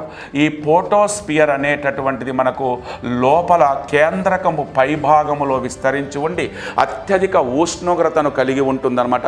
దీన్ని అత్యంత శక్తివంతంగా మనకు వెలుతురులా కనపడతా ఉన్న చూడండి, దాన్ని ఏమంటారంటే తేజోమండలం అని పిలుస్తారు. దీన్ని ఏమని పిలుస్తారట? తేజోమండలం అని పిలుస్తారు దీన్ని. సో దీన్ని ఏమంటారంటే ప్రోటోస్పియర్ అంటారు. తర్వాత ఈ ప్రోటోస్పియర్ తర్వాత ఇక్కడ చూడండి, ప్రోటోస్పియర్ తర్వాత మళ్ళీ ఏమొస్తుంది అంటే మనకు రెండోది క్రోమోస్పియర్ వస్తుంది. రెండోది ఏం పేరు వస్తుంది? క్రోమోస్పియర్. ఈ క్రోమోస్పియర్ అనేటటువంటిది మనకు ఎరుపు రంగులో కనిపిస్తుంది అనమాట. అందుకే దీన్ని ఏమంటారంటే అరుణ పొర అని పిలుస్తారు, రెడిష్ లేయర్ అని కూడా పిలుస్తారు. ఇక్కడ మనకు కనపడతాను చూడండి, ఈ క్రోమోస్పియర్లో చూడండి మొత్తం రెడ్ కలర్లో కనిపిస్తున్నా చూడండి. అందుకే దీన్ని ఏమంటారంటే ట్రాన్సిషన్ అంటే సంధి జోన్ అని కూడా పిలుస్తారనమాట. ఈ ఫోటోస్పియర్కు కరోనాస్పియర్కు మధ్యలో ఉండేటటువంటి క్రోమోస్పియర్ను సంధి స్పియర్ అని లేదా సంధి ప్రాంతం అని, ట్రాన్సిషన్ రీజియన్ అని కూడా పిలుస్తారు. అందుకే దీన్ని ఏమంటారు? అరుణ పొర అంటారు. దీన్నే క్రోమోస్పియర్, దీన్నే రెడిష్ లేయర్ అని పిలుస్తారు. ఇక బయట అత్యంత మందంగా మీకు కనపడుతున్నటువంటి చూడండి, బయట అత్యంత మందముగా కనపడుతున్నటువంటి పొరనే ఇక ఇక్కడ కనిపిస్తున్న చూడండి కరోనా లేయర్ అంటారు. దీన్నే కొరోనా లేయర్ అని కూడా పిలుస్తారు. ఈ కొరోనా లేయర్నే డార్క్ జోను లేదా చీకటి ప్రాంతం అని కూడా పిలుస్తారు. ఏమని పిలుస్తారు? చీకటి ప్రాంతం అని కూడా పిలుస్తారు. అయితే ఈ కొరోనాస్పియర్ అనేటటువంటిది భూమి ఉపరితలానికి కనిపించని పొర. ఇది ఇంపార్టెంట్. ఇది అత్యంత మందమైనటువంటి పొర. భూమి ఉపరితలానికి కనిపించని పొర మరియు అత్యంత మందమైనటువంటి పొర అని కూడా పిలవచ్చు. మరి ఈ మందమైనటువంటి కరోనా పొర అనేటటువంటిది corona sphere, it is also darkness sphere అనేటటువంటిది కేవలం గ్రహణాల సమయంలోనే మాత్రమే కనిపిస్తుంది. మనకు ఔటర్లో మనకు ఫస్ట్ లోపల మనకు కోర్ ఉంటుంది, కోరు పైన రేడియో యాక్టివ్ జోన్ ఉంటుంది, ఆ పొర కనెక్టివ్ జోన్ ఉంటుంది. ఆ తర్వాత మనకు 3 పొరలు ఉంటాయి: ప్రోటోస్పియర్, క్రోమోస్పియర్, కరోనాస్పియర్. ఈ కరోనాస్పియర్ అనేటటువంటిది అత్యంత మందంగా ఉంటుంది. ఈ కరోనాస్పియర్ దగ్గరనే మనకు ఉపరితలం ఉంటుంది. ఆ ఉపరితల ఉష్ణోగ్రత 6000 డిగ్రీల సెల్సియస్గా మెయింటైన్ చేస్తుంది. 6000. అందుకే దీని భూగర్భములోని ఉష్ణోగ్రతకు సమానం అంటున్నారు. ఇటీవల ఈ కరోనా పొర దగ్గర సౌర వాతావరణం అనేటటువంటిది, దానికి కావలసినటువంటి అయస్కాంత శక్తి అనేటటువంటిది ఏ రకంగా ఉంది అనేటటువంటిది భారతదేశ ఇస్రో అనేటటువంటిది మొట్టమొదటిసారిగా ఒక ఉపగ్రహ శాటిలైట్ పిఎస్ఎల్వి ఎక్సెల్ అనేటటువంటి ఒక లాంచింగ్ ద్వారా మొట్టమొదటిసారిగా 2023 జూలై మాసంలో ప్రయోగం చేయబోతుంది. దాన్నే ఆదిత్య L1 అనేటటువంటిది. ఆదిత్య L1 అనేటటువంటి దాన్ని మనకు ప్రయోగం చేస్తున్నారు. ఈ ప్రయోగం చేసేటటువంటి ఈ పొర, అందుకే దాన్ని కరోనాగ్రఫీ అని కూడా పిలుస్తారు. ఏమని పిలుస్తారట? కొరోనాగ్రఫీ అని కూడా పిలుస్తారన్నమాట. గుర్తుపెట్టుకోండి, కొరోనాగ్రఫీ అని కూడా పిలుస్తారు. ఈ పిఎస్ఎల్వి ఎక్సెల్ అనేటటువంటి వాహనం ద్వారా ఆదిత్య L1 అనేటటువంటి ఉపగ్రహాన్ని 2023 మనకు జూలైలో ప్రయోగించాలి. కొన్ని అనివార్య కారణాల వల్ల 2021లోనే దీన్ని ప్రయోగించాల్సినటువంటి అవసరం ఉండే, కానీ టెక్నికల్ సాంకేతిక కారణాల వల్ల దీన్ని పోస్ట్పోన్ చేయడం జరిగిందనమాట. ఇది ఈ కరోనా బయటి ఆవరణములో ఆ వాతావరణం అనేటటువంటిది ఎలా ఉంటుంది, అక్కడ ఉండేటటువంటి సౌర తుఫాన్ల యొక్క పరిస్థితి ఏంటి, అక్కడ ఉండేటటువంటి మ్యాగ్నెటిక్ యొక్క పరిస్థితి ఏంటి, ఆ ఉండేటటువంటి ఎలక్ట్రికల్ ఆ ఛార్జ్ అనేటటువంటిది ఏ విధంగా ఉండేటటువంటి మొత్తాన్ని ఇక్కడ పరిశోధన చేయడానికి ప్రయత్నాలు చేస్తున్నారు. ఇది ఈ ఆదిత్య L1 యొక్క ప్రయోగం సూర్యుని మీద అనేటటువంటిది. సో దీని తర్వాత మరొక అంశాన్ని కనుక మనం తీసుకున్నట్లయితే, మరి ఈ సూర్యుడు అనేటటువంటి వాడు కాంతివంతమైన నక్షత్రం అని చెప్పాం. రెండోది షైనింగ్ స్టార్ అని చెప్పాం మనము. మరి ఈ సూర్యుడినే మనము భాస్కరుడు అని పిలుస్తున్నాం, అలాగే మనము ఆదిత్య అని కూడా పిలుస్తున్నాం. మరి ఇది ఒక మండుతున్న అగ్నిగోళం అని కూడా పిలుస్తున్నాం. మరి ఈ సూర్యుడికి చుట్టూ అనేకమైనటువంటి గ్రహాలు కూడా తిరుగుతూ ఉంటాయి. ఈ సూర్యుని చుట్టూ అనేకమైనటువంటి గ్రహాలు కూడా తిరుగుతూ ఉన్నాయి. ఇది ఒక గుంపు అంటున్నారు. ఇక్కడ మనకు కనిపిస్తూ ఉన్నది ఒక ఎర్త్ అనేటటువంటిది కనిపిస్తూ ఉన్నది. ఈ సూర్యునికి భూమికి మధ్య దూరము 149.5 మిలియన్ కిలోమీటర్ల దూరం ఉంటుంది. ఈ సూర్యుని యొక్క కాంతి భూమిని చేరడానికి 8.3 నిమిషాలు పడుతుంది. సూర్యుని యొక్క కాంతి భూమిని చేరడానికి 8.3 మినిట్స్ పడుతుంది. మరి ఈ 8.3 మినిట్స్ రీచ్ అయ్యేటటువంటి సమయంలో మనకు 15 కోట్ల కిలోమీటర్ల దూరం ఉంటుంది. ఒక్కోసారి మనకు ప్రశ్న అడిగారన్నమాట, సూర్యుని యొక్క కాంతి భూమిని చేరుటకు పట్టు కాలం ఎంత అనేటటువంటి ప్రశ్న కూడా అడిగారు. సో 8.3 మినిట్స్ అంటారు. ఇలా సూర్యునికి భూమికి మధ్య దూరాన్నే ఏమంటారంటే ఒక ఏయు అని పిలుస్తారు నాన్న. దీన్ని ఇక్కడ ఆస్ట్రోనామిక్ యూనిట్ అంటారు. ఒక astronomic unit is equal to 149.5 million కిలోమీటర్లకు సమానం. మరి ఇది ఏం చేస్తుంది? సూర్యునికి గ్రహాలకు మధ్య దూరాన్ని కొలుస్తుంది. మరి నక్షత్రాలకు మధ్య దూరాన్ని కొలిచేదాన్ని ఏమంటారు? పార్సెక్ అంటారు. నక్షత్రాలకు మధ్య దూరాన్ని కొలిచేదాన్ని పార్సెక్ అంటారు. ఒక నక్షత్రంగా పిలువబడుతున్నటువంటి సూర్యునికి గ్రహాలకు మధ్య దూరాన్ని కొలిచేటటువంటి దాన్ని ఏమంటారంటే ఆస్ట్రోనామిక్. ఆస్ట్రో అంటే ఖగోళము, నామిక్ అంటే దూరము, యూనిట్ అంటే ప్రమాణము. ఇవాళ మనం ఏదైనా ఒక వస్తువు తీసుకుంటున్నామంటే ఆ వస్తువుకు ప్రమాణం ఉంటుంది. ఒక వస్తువులో 4, 5 ఐటమ్స్ రావచ్చు.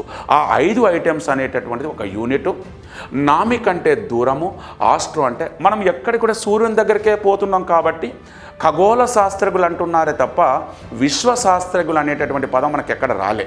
కాబట్టి ఈ రకంగా మనకు ఆస్ట్రోనామిక్ యూనిట్ అనేటటువంటిది సూర్యునికి భూమికి, సూర్యుడికి శుక్రుడికి, సూర్యుడికి బృహస్పతికి, సూర్యుడికి శనికి, సూర్యుడికి ఇంద్రుడికి, సూర్యుడికి ప్లూటోకు మధ్య ఎలా దూరం ఉంటుంది అనేటటువంటిది ఇక్కడ తెలిసేటటువంటి దాన్ని ఆస్ట్రోనామిక్ యూనిట్ అంటారు.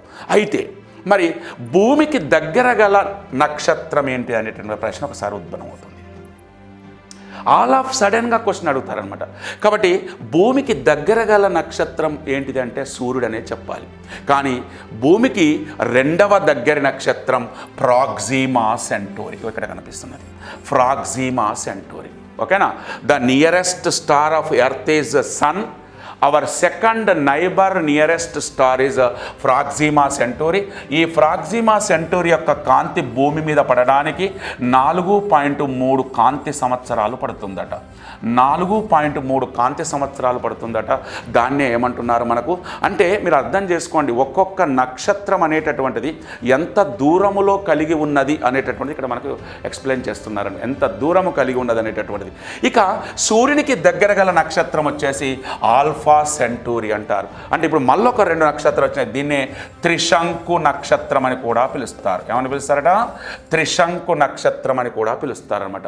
అయితే సూర్యునిలో ఇంత టెంపరేచర్ తయారు కావడానికి గల కారణం ఏంటంటే సూర్యుని యొక్క వ్యాసం వచ్చేసి 13,92,180 కిలోమీటర్ల వ్యాసం ఉందట. అబ్బాబాబా, సూర్యుని యొక్క వ్యాసం ఎంత అంటే 13,92,180 కిలోమీటర్ల వ్యాసం ఉంది. ద డయామీటర్ ఆఫ్ సన్ అంటున్నారు. ఇది భూమి కంటే 109 రెట్లు ఎక్కువ అంటున్నారు. ఇది ఇంపార్టెంట్. ఇది భూమి వ్యాసము కంటే 109 రెట్లు ఎక్కువగా సూర్యుని యొక్క వ్యాసం ఉన్నది. కాబట్టి సూర్యుని గర్భములో నిత్యము ఇంకా 200 కోట్ల సంవత్సరాల వరకు ఈ సూర్యుని గర్భంలో ప్రొడక్షన్ అంటే ఉత్పత్తి అనేటటువంటిది కొనసాగుతూనే ఉంటుందన్నమాట. అంత బృహత్తరమైనటువంటి సౌర జ్వాలలు అనేటటువంటి ఇలా వెదజల్లుతూ ఉన్నాయన్నమాట. దీన్నే సోలార్ క్రేటర్స్ అని కూడా పిలుస్తారు. వీటినే సౌర జ్వాలలు అని పిలుస్తారు. ఈ సౌర జ్వాలలలో అత్యధికంగా ఉండేది హైడ్రోజన్ అన్నమాట. ఈ హైడ్రోజన్ ఆధారంగానే ఇవాళ మనం ఎల్ఈడి అనేటటువంటి లైట్లు కూడా మనం కనిపెట్టామన్నమాట. ఎల్ఈడి లైట్లు అనేటటువంటి దేని ద్వారా కనిపెట్టామంటే ఈ సౌర జ్వాలల్లో వెదజల్లుతున్నటువంటి హైడ్రోజన్ ఆధారంగా కనిపెట్టబడినటువంటి ఎల్ఈడి లైట్స్ అనేటటువంటి ఇలా అనేకమైనటువంటి శాస్త్ర సాంకేతిక విధానంలో ఉండేటటువంటి ప్రశ్నలు మనకు ఉత్పన్నం అవుతూనే ఉంటాయన్నమాట. సో ఇలా భూమి కంటే సూర్యుడు సుమారు 109 రెట్లు పెద్దవాడు కలిగి ఉన్నాడు. సో దీనితో పాటు ఇప్పుడు మనకు ఒక సూర్యుడు కనిపిస్తూ ఉన్నాడు. ఇక్కడ మనకు ఒక సూర్యుడు కనిపిస్తున్నాడు. ఈ సూర్యుని చుట్టూ అనేకమైనటువంటి గ్రహాలు ఉపగ్రహాలు తిరుగుతున్నాయి. ఆ ఉపగ్రహాలు గ్రహాలు తిరిగేటటువంటి దాన్ని మనం ఏమంటున్నాం? సౌర వ్యవస్థ అంటున్నాం. దాన్నే సూర్య కుటుంబం అంటారు. దాన్నే సోలార్ ఫ్యామిలీ అంటారు. మరి ఈ సోలార్ ఫ్యామిలీ ఎలా ఉంటుంది? ఇలా మనము ఎలా స్టార్ట్ చేశామంటే ఒక బంతిని స్టార్ట్ చేశాం. ఈ విశ్వం అనేటటువంటిది ఒక బాల్. ఈ విశ్వం అనేటటువంటి ఒక బాల్ నుంచి ఆ బాల్ పదార్థం విస్ఫోటనం చెంది అనేక ముక్కలుగా విడిపోయి ఆ ముక్కల్లో ఒక ముక్క మనకు సూర్యుడిగా మిగిలిపోయి ఆ సూర్యుని చుట్టూ తిరుగుతున్నటువంటి అనేక చిన్న ముక్కలుగా ఉపగ్రహాలుగా మారి ఆ ఉపగ్రహాలు గ్రహాలు అయి ఆ గ్రహాల సూర్యుని యొక్క ఆకర్షణ శక్తి తిరుగుతూ ఉండేటటువంటి ఒక చిన్న సమూహాన్నే మనం ఏమంటున్నాం? సోలార్ సిస్టమ్ అంటున్నాం. సో ఈ విధంగా ఏపీపీఎస్సి వారు మనకు ఈ నోటిఫికేషన్ అనేటటువంటిలో నూతన విధానముతో సిలబస్ను ప్రకటించారో వారు ప్రకటించినటువంటి సిలబస్కు అనుగుణంగానే వారు ప్రకటించినటువంటి కంటెంట్ దాన్ని దృష్టిలో పెట్టుకొని ఆ కంటెంట్కి ఆధారంగానే కంటెంట్ను మనం బోధిస్తున్నాం. కానీ ఈసారి కొత్తగా ప్రకటించినటువంటి సిలబస్కి అనుగుణంగా డెప్త్నెస్ను చూసిస్తూ అన్ని ఎక్కడ లేనటువంటి బిట్లను కూడా మీకు తీసుకొస్తూ సౌర జ్వాలలు అనేటటువంటివి, ఎల్ఈడి అనేటటువంటిది, ఆదిత్య అనేటటువంటిది, అనేక నక్షత్రాలు వాటికి నిర్వచనాలు కూడా మనం ఇస్తూ ఒక డెప్త్నెస్ సబ్జెక్ట్ ఇస్తూ ఒక టెక్నికల్గా ఒక కంటెంట్ను మీకు అందిస్తూ మీ అవగాహన కోసం అనేకమైనటువంటి ట్రిక్స్ను ఉపయోగిస్తూ కొత్తగా మనకు ఇప్పుడు షామ్ ఇన్స్టిట్యూట్ రాష్ట్రంలో ఎక్కడ లేని విధంగా మనం బోధిస్తున్నాం. కాబట్టి ఈ కంటెంట్ అనేటటువంటిది భవిష్యత్తులో మనకు ఆన్లైన్లో ఇచ్చేటటువంటి దాంట్లో కూడా ఈ రకమైనటువంటి స్టాండర్డైజేషన్ అనేటటువంటి కావచ్చు, ప్రామాణికమైనటువంటిది కావచ్చు, ఇన్డెప్త్ అనేటటువంటి కంటెంట్ ద్వారా మీకు క్లాసులు ఇంతకు మించి అద్భుతమైనటువంటి క్లాసులు మనకు ఆన్లైన్లో కానీ ఆఫ్లైన్లో కానీ బోధిస్తాం. కాబట్టి మరి ఈ ఏపీపీఎస్సికి టీఎస్పీఎస్సికి సంబంధించినటువంటి స్క్రీనింగ్ టెస్ట్ అనేటటువంటిది మరి వారి యొక్క అవగాహన ప్రకారం జూన్ 2వ వారంలో వచ్చేటటువంటి అవకాశం ఉన్నది. కాబట్టి మరి దయచేసి ప్రతి ఒక్కరు కూడా దీన్ని అవగాహన చేసుకొని ఫస్ట్ మనం స్క్రీనింగ్ టెస్ట్లోకి వెళ్ళి బయటపడాలి. స్క్రీనింగ్ టెస్ట్లోకి వెళ్ళి బయటపడినట్లయితే మనం మెయిన్ టెస్ట్ రాయొచ్చు. కాబట్టి మరి శ్యామ్ ఇన్స్టిట్యూట్ మరి గతం 22 సంవత్సరాల్లో అనేక వేల ఉద్యోగాలు సాధించజేసినటువంటి సంస్థ. మరి శ్యామ్ ఇన్స్టిట్యూట్ గౌరవ డైరెక్టర్ శ్యామ్ సార్ ఆధ్వర్యంలో మనకు ఏపీపీఎస్సి ప్రకటించినటువంటి నోటిఫికేషన్ సిలబస్ ఆధారంగా గ్రూప్ 2 నూతన బ్యాచ్ని మే 22వ తారీఖు నాడు ఆఫ్లైన్ మరియు ఆన్లైన్లో ప్రారంభించబోతున్నది. మరి దీన్ని అందరూ ప్రతి ఒక్క విద్యార్థి చదివించుకొని మీ భవిష్యత్ ఉద్యోగంలో సాధిస్తారని కోరుకుంటూ all the best and God bless you.